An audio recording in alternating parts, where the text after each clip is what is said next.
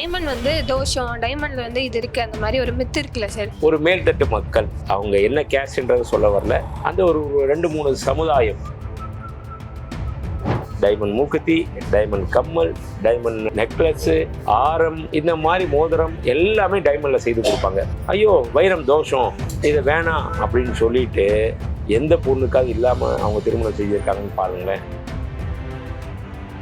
இது வந்து ஆகாது, உங்க நட்சத்திரத்துக்கு போடக்கூடாது அப்படி இப்படின்னு சொல்லி மற்ற சமுதாயத்தை பயமுறுத்தி மேல்தட்டு மக்கள் மட்டுமே யூஸ் பண்ணிட்டு இருந்த. கோல்டு மெயின்டைன் பண்றது எப்படி? மற்ற கவரிங் செயின் இல்லை வெள்ளி ஐட்டங்கள் அந்த மாதிரி ஐட்டங்களை போடுறதை அவாய்ட் பண்ணுறது நல்லது. ஆனால் கோல்டு போட்டுட்டு அதையும் மிக்ஸ் பண்ணி போடக்கூடாது, இல்லைன்னா ஏன்னா சீக்கிரம் உராய்வு ஏற்பட்டு. டைமண்ட் வந்து தோஷம், டைமண்ட்ல வந்து இது இருக்கு அந்த மாதிரி ஒரு மித்து இருக்குல்ல சார், அதை பத்தி நீங்க என்ன சார் சொல்றீங்க? அது எல்லாமே மூட நம்பிக்கை. ஒரே வாரத்தில் நீங்கள் சொல்லிட்டீங்களே கோல்டு குரு அப்படின்னு தான் நினைப்பீங்க. டைமண்ட்றது தாராளமாக எல்லாருமே யூஸ் பண்ணலாங்க. ஏன்னா ஒரு சின்ன எக்ஸாம்பிள் சொல்கிறேன், அதுக்கப்புறம் நீங்களே புரிஞ்சுப்பீங்க. ஒரு 100 வருஷத்துக்கு முன்னாடி, 50 வருஷத்துக்கு முன்னாடி கூட பார்த்தீங்கன்னா டைமண்ட் அப்படின்னா ஒரு மேல்தட்டு மக்கள், நான் அந்த அவங்க என்ன கேஸ்ட்ன்றது சொல்ல வரல, மேல்தட்டு மக்கள், அந்த ஒரு 2-3 சமுதாயம் அவங்க என்ன பண்ணுவாங்கன்னா தன்னுடைய வீட்டில் பிறக்கிற பெண் குழந்தைங்களுக்கு, அதாவது பூப்புனித நீராட்டி விழா அப்படின்னாலே அதுலேருந்து ஸ்டார்ட் பண்ண ஆரம்பிச்சிடுவாங்க. டைமண்ட் ஸ்டார்ட் பண்ணி கொஞ்சம் கொஞ்சமாக அப்புறம் கல்யாணத்தப்போ கண்டிப்பாக டைமண்ட் மூக்குத்தி, டைமண்ட் கம்மல், டைமண்ட் நெக்லஸ்ஸு, ஆரம், இந்த மாதிரி மோதிரம் எல்லாமே டைமண்டில் செய்து கொடுப்பாங்க. அப்போ வந்து ஐயோ வைரம் தோஷம், இதை வேணாம் அப்படின்னு சொல்லிட்டு எந்த பொண்ணுக்காவது இல்லாமல் அவங்க திருமணம் செஞ்சுருக்காங்கன்னு பாருங்களேன். அந்த வரலாறுல பாருங்கள், கிடையாதுங்க. எத்தனை பெண் குழந்தைகளாக இருந்தாலும் அவங்களுக்கு எல்லாத்துக்குமே டைமண்டில் கம்மல், மூக்குத்தி, மோதிரம், நெக்லஸ் எல்லாம் போடுவாங்க. அப்படி இருக்கப்போ அது அந்த காலத்தில் எப்படி பண்ணிட்டாங்க, இது வந்து ஆகாது, உங்கள் நட்சத்திரத்துக்கு போடக்கூடாது அப்படி இப்படின்னு சொல்லி மற்ற சமுதாயத்தை பயமுறுத்தி மேல்தட்டு மக்கள் மட்டுமே யூஸ் பண்ணிகிட்டு இருந்த ஒரு விஷயம் தானே தவிர அது எதுவுமே கிடையாது. ஆனால் இன்னைக்கு ட்ரெண்டில் பார்த்தீங்கன்னா எல்லாருமே யூஸ் பண்ண ஆரம்பிச்சிட்டாங்க. டைமண்ட் மற்ற கோல்டில் எவ்வளோ மோகம் இருக்கோ அது மாதிரி டைமண்டில் கூட சின்னதாக வாங்கி போடணும் அப்படின்னு ஆசை இருக்குது, ஆர்வம் இருக்குது. இப்போ இருக்க யங் ஜென்ரேஷனுக்கு ரொம்ப அதில் இன்ட்ரெஸ்ட் இருக்காங்க. டைமண்ட் வியாபாரமும் நிறைய வந்துக்கிட்டு இருக்கு. இனி கூட இன் ஃபியூச்சரில் கூட நல்லா தான் இருந்துக்கிட்டே இருக்கு. இப்போ இந்த rose gold, silver coated gold அந்த மாதிரி கோல்ட்லேயே வந்து வேற மெட்டல் ஜாயின் பண்ண ஆரம்பிச்சிட்டாங்களே சார், இப்படி போச்சுன்னா கோல்டோட ஃபியூச்சரா என்ன இருக்கும்னு நீங்க நினைக்கிறீங்க? அப்படி இல்லைங்க, அது எல்லாமே பேஸ் வந்து கோல்டு தானே. அது வந்து நம்ம ரோஸ் கோல்டு, ஒயிட் கோல்டு, அதில் வந்து ரோடியம் பிளேட்டட் அப்படி தான் வருதே தவிர, ஆனால் அதுக்கெல்லாம் பேஸ் என்ன? தங்கம் தான்.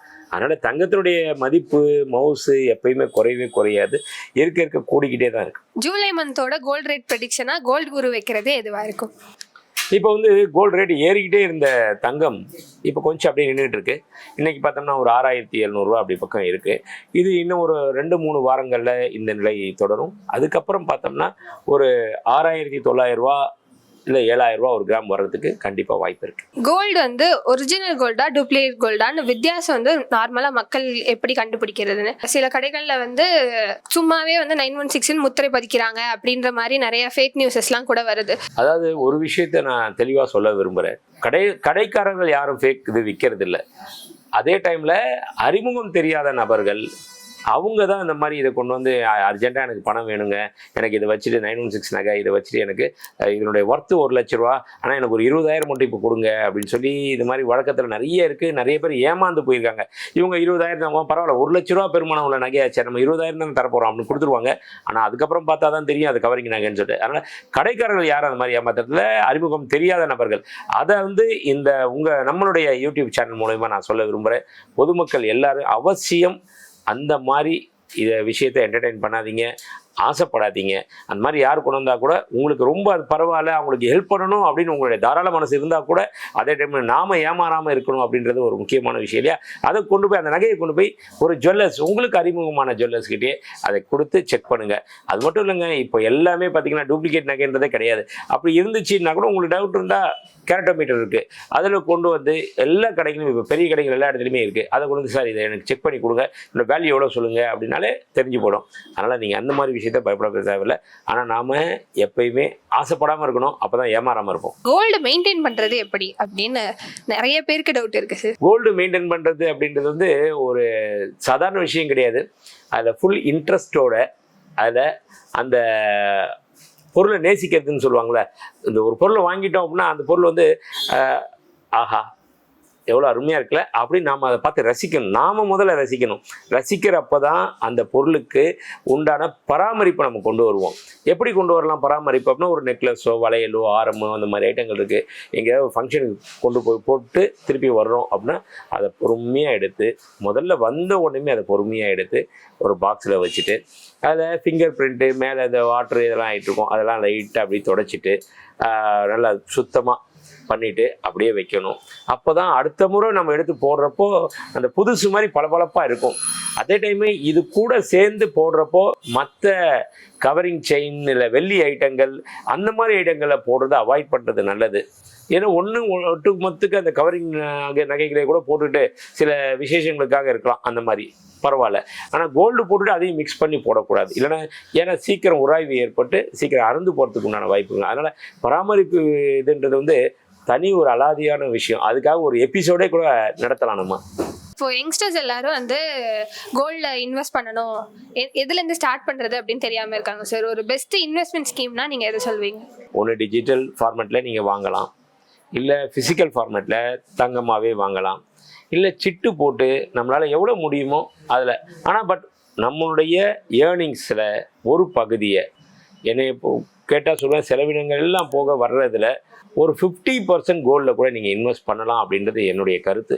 ஏன் அப்படின்னு சொன்னோம்னா, சுமார் ஒரு 15-20 வருஷத்துக்கு முன்னாடி ஒருத்தர் தங்கத்தை வாங்க ஆரம்பிச்சிருந்தாருன்னு வைங்களேன், அது வந்து அன்றைக்கி ரேட்டு வந்து ஒரு 500 700 ஒரு கிராம் இருந்தது. ஆனால் இன்றைக்கி அந்த 500 கிராம்னா இன்றைக்கி 7000 ஒரு கிராம் வந்துருச்சு. குறைஞ்சபட்சம் எத்தனை மடங்கு அது டபுள் ஆகிருக்குன்னு பாருங்கள், 14 மடங்கு உயர்ந்திருக்கு. இது இனி வரும் காலங்களில் கூட இது இதோட நிற்க போகிறதில்ல, இன்னும் கூட கொஞ்சம் கொஞ்சமாக ஏற தான் செய்யுது. இனி பொருளாதார வல்லுநர்கள் கூட என்ன சொல்கிறாங்க அப்படின்னா, கோல்டு இஸ் பெஸ்ட் இன்வெஸ்ட்மெண்ட் அப்படின்னு தான் சொல்கிறாங்க. அதனால் இப்போ இருக்கிற யங் ஜென்ரேஷன் நீங்கள் ஒன்று டிஜிட்டல் ஃபார்மேட்டில் வாங்குங்க, பேப்பர் கோல்டு வாங்குங்க, இல்லை ஃபிசிக்கல் கோல்டு வாங்குங்க. ஆக மொத்தத்தில் சேவிங்ஸ்ன்ற ஆஸ்பெக்டில் உள்ளே வந்துடுங்க.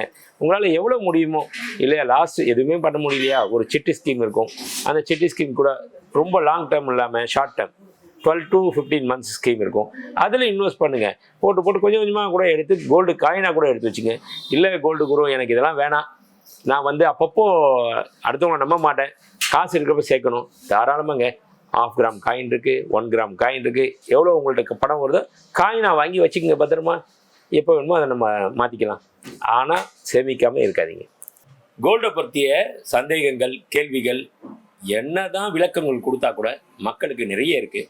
அதுவும் பொதுவாக இன்வெஸ்ட் பண்ணலாமா, தங்க விலை ஏறுமா இறங்குமா, இப்போ இன்வெஸ்ட் பண்ணலாமா அப்படின்னு நினச்சிட்டு இருக்கிறது முக்கியமான ஒரு கேள்வி. அதுக்கு என்னுடைய விஷயத்தை நான் சொல்கிறேன். என்னோட விஷன் அப்படின்றது, தங்கத்தை பொறுத்த வரைக்கும் கண்டிப்பாக விலை ஏறிக்கிட்டே தாங்க இருக்கும், இறங்கிறதுக்கு வாய்ப்பே இல்லை. காரணம் என்ன அப்படின்னா, நம்மள்கிட்ட பூமியில் இருக்கக்கூடிய ஒட்டுமொத்த தங்கம் அப்படின்னா இன்னும் 8 வருஷத்துக்கு தேவையான தங்கம் மட்டும்தான் பூமியில் இருக்குது.